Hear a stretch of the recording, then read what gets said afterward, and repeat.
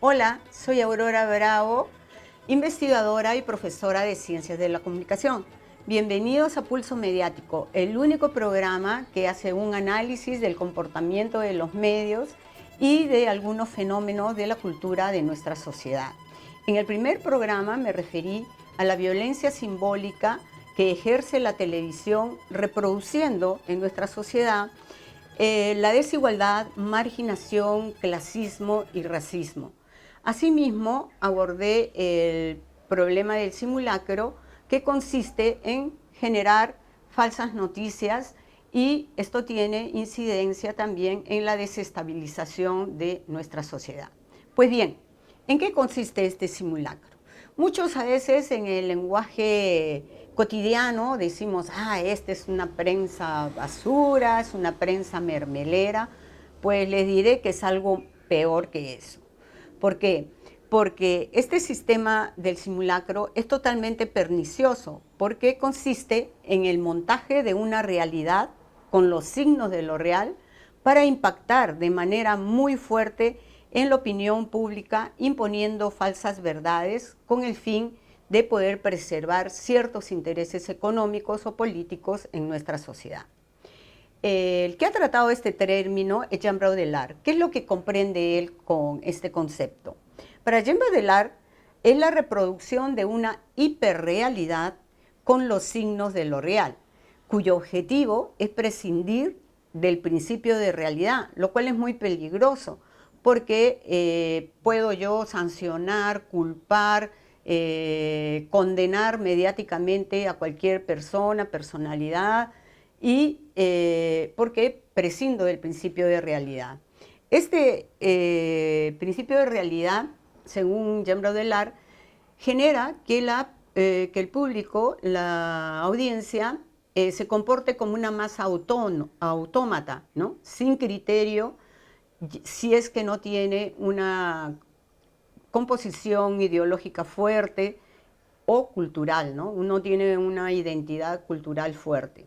Pues bien, se puede condenar a cualquier persona en base a dichos, ¿no? Ya comentamos. Ahora, ¿en qué contexto surge el simulacro? El simulacro, por lo general, es más intenso en determinadas coyunturas, ¿no? En las campañas electorales, por ejemplo, ¿no? Y sobre todo en segunda vuelta, cuando se ponen en juego ciertos intereses, hay recambio de equipos, ¿no? Que va a prestar servicios al Estado, van a haber nuevas normativas, entonces se genera una situación de protección de intereses de ciertos grupos económicos y políticos, ¿no? Esto se acrecienta cuando hay un candidato progresista, alternativo o de izquierda, tal como ocurrió en las últimas elecciones del 2021. ¿Cómo se generó este sistema del simulacro? En mi libro, Televisión, Imaginario y Poder durante el gobierno de Fujimori, determino que este simulacro fue sistematizado por Vladimiro Montesinos cuando estaba frente al CIN, y consiste en el montaje de una realidad con los signos de lo real para poder manipular la opinión pública, ¿no? Todos nos acordamos, ¿no? La Virgen que llora, o también cuando Fujimori iba a buscar a Montesinos, y hay uno muy significativo, ¿no? Que es la toma de Tiwinsa, en la que Fujimori nos hizo creer que íbamos a recuperar territorio y no recuperamos absolutamente nada. Hay otro simulacro famoso también, que es el de la casa de la camarada Rita, que según Panorama informó que después de cruentos combates con Sendero Luminoso pudieron atraparla a esta peligrosa senderista. Lo cierto fue que simplemente los mismos de Sendero la entregaron, ¿no? Por razones que desconocemos. Y el tercer simulacro, que también Jean Baudrillard dice que cuando el simulacro es devorado por la realidad, porque bueno, está toda la puesta en escena tal cual planificó Fujimori, para que se rindiera a una columna de senderistas en el Brain, para que él pudiera decir que los derrotó Sendero Luminoso, y entonces ya iba camino a la reelección. Esto ocurrió en 1999, cuando la columna senderista salió fuera de guión, disparó contra una nave y murieron 5 oficiales de la FAP. Solo sobrevivió uno. Y bueno, ahí están las noticias que dieron fe en Caretas y en el diario La República.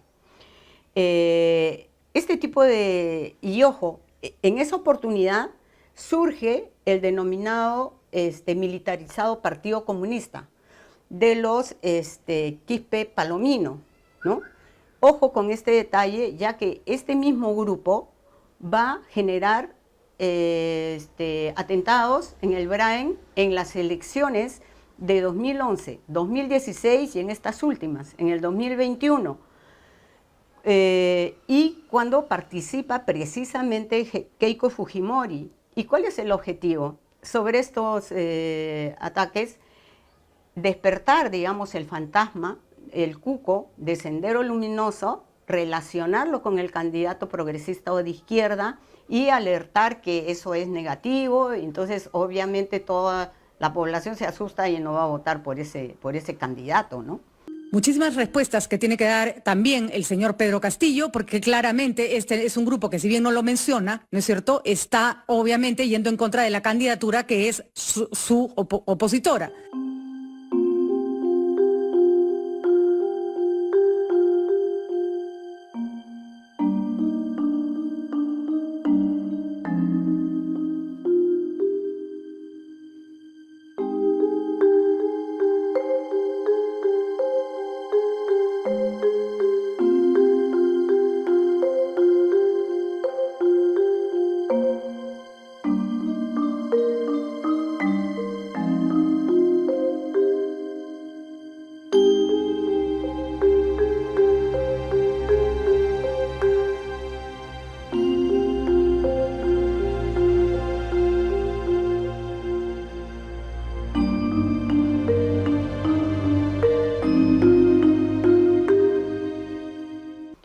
Pero es importante recordarnos estos simulacros y qué finalidad tienen, ¿no? Impactar de manera drástica en la opinión pública del país.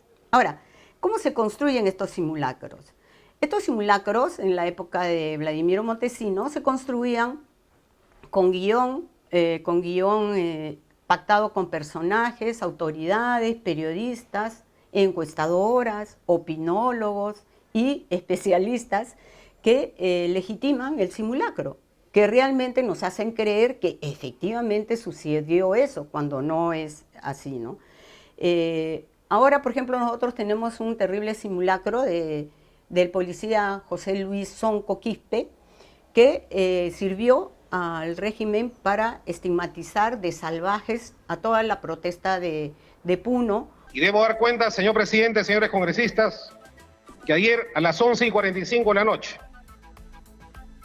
en las inmediaciones del Colegio San Martín de la urbanización Colmena, en Juliaca, un grupo de manifestantes retuvieron a la unidad móvil de la Unidad de Emergencia de Policía de placa PR 14648, conformada por una tripulación de 2 suboficiales, quienes fueron agredidos a mansalva por los manifestantes, y en ese sentido se constituye al lugar de los hechos, la policía constata que un policía fue golpeado y maniatado, y el otro, el subalterno de segunda, José Luis Sonco Quispe, lamentablemente ha fallecido, ha sido quemado vivo en su patrullero. Deploro esta agresión contra la fuerza del orden, y una vez más llamamos al orden, a la paz y a la tranquilidad de todos los peruanos. No podemos estar asesinándonos entre nosotros. Honor y gloria a la Policía Nacional de Perú. Honor y gloria al pueblo hecho ley.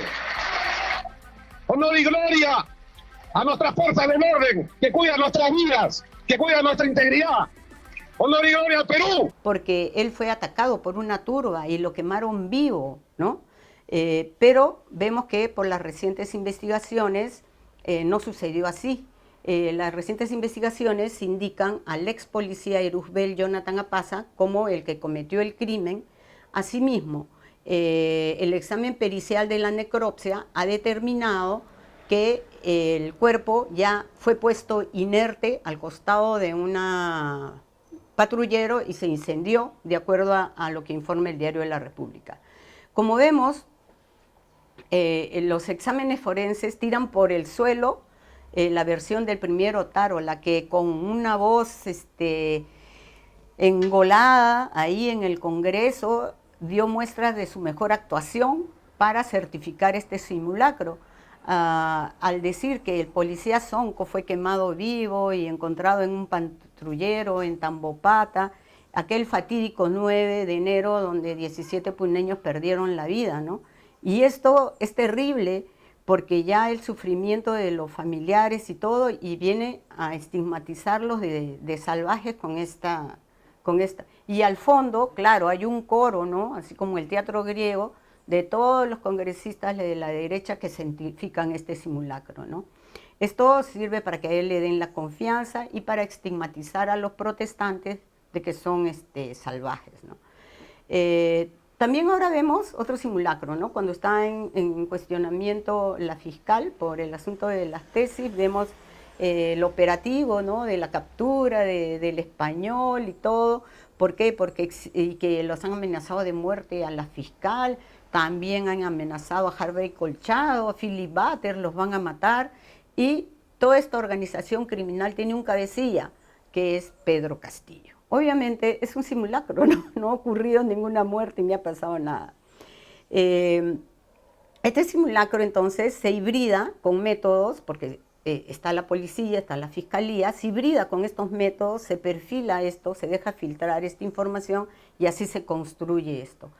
Bajo esta lógica, todo se convierte en prueba, ¿no? Testimonios infundados, videos, audios, atestados policiales, documentos apócrifos, declaraciones descontextualizadas, allanamientos irregulares, delaciones de colaboradores eficaces que no llevan ninguna prueba ni corroboran lo que dicen, y todo esto se filtra a los medios.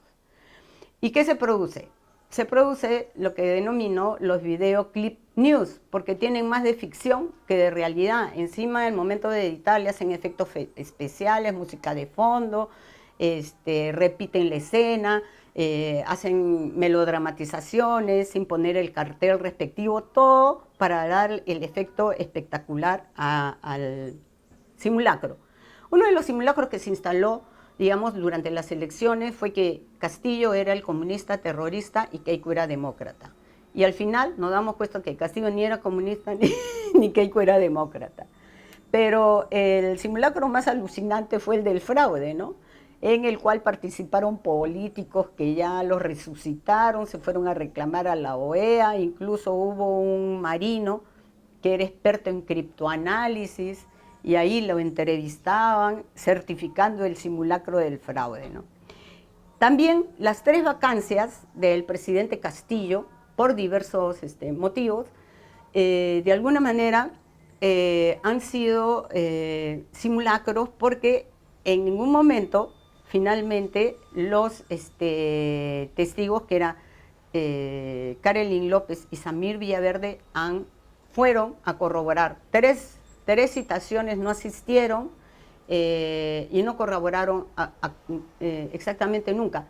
Pero todo este actuar sistemático, ¿no?, para poder destituir a un presidente, pues, y que confluyen los intereses de la Fiscalía, el Congreso y también la acción de la policía, pues prefiguran lo que se conoce como golpe blando en América Latina. Y no es que ellos lo han inventado ni lo han creado. Sierra Caballero estudia este tema, ha investigado y llega a la conclusión que en estos lawfare o golpe blando analiza la participación ideologizada de los medios, ¿no? Y sus efectos en la desestabilización de gobiernos democráticamente elegidos en América Latina, como ocurrió con Zelaya en Honduras. Asimismo, estudia otros casos como en Brasil, Argentina, Bolivia. Estos lawfare no es más que una guerra política, por la vía judicial mediática. No suena algo conocido, ¿no? Con intereses económicos, políticos, geopolíticos que están ocultos y que el público no los conoce. Incorpora jueces, fiscales, corporaciones de comunicación, periodistas, líderes de opinión. Algo nos suena familiar, ¿no? También intervienen embajadas. Han visitado Dina Boluarte la embajada de Estados Unidos, agentes de inteligencia. Se caracteriza por prisiones preventivas, allanar un palacio de gobierno para detener a Jennifer, la hija del presidente. Y también se caracteriza porque se acosa, se desmoraliza, incluye allanamientos a locales políticos, como el allanamiento a Perú Libre. También se va a hogares de militantes, se da una persecución a familiares, allanaron la casa donde se encontraba enferma, convaleciente, la madre del expresidente Castillo, y entonces nos suena familiar toda esta estrategia del lawfare en nuestro país, ¿no? Ahora, ¿qué consecuencias trae todo esto? Porque es bueno saber, ¿no? Obviamente se trastoca todo un orden simbólico y aparecen la derecha, digamos, como si fueran los demócratas y las otras fuerzas alternativas, como que son los terrucos, los asusadores, los violentos, los que generan la corrupción. También el simulacro del fraude fue terrible porque da descrédito a las autoridades, ¿no?, de la OMPE, del Jurado Nacional de Elecciones, que fueron atacadas en la vía pública o en sus casas, ¿no? Y también, aunque no lo crean, se generan desconfianza en los propios medios. El nivel de credibilidad de la televisión está por los suelos y también se atenta contra la estabilidad laboral de los propios periodistas. La primera fue Clara Ospina, que fue sacada del Canal 4, luego sacaron a 4 periodistas más, luego otros renunciaron y al final cambiaron todo el equipo del Canal 8. Entonces, y lo que es peor, este tipo de comportamiento de la televisión y del simulacro estalla la democracia, destroza la democracia y la institucionalidad que es tan débil en nuestra sociedad. Entonces es un tema que debe estar en agenda, revisar el papel de los medios de comunicación, porque todos los peruanos tenemos derecho a una comunicación en función de la verdad y no de intereses. Bueno, ese tema ya lo trataremos en el próximo programa. Gracias. Espero que les haya gustado el programa. Los invito a suscribirse, darle likes y compartir el contenido. Gracias.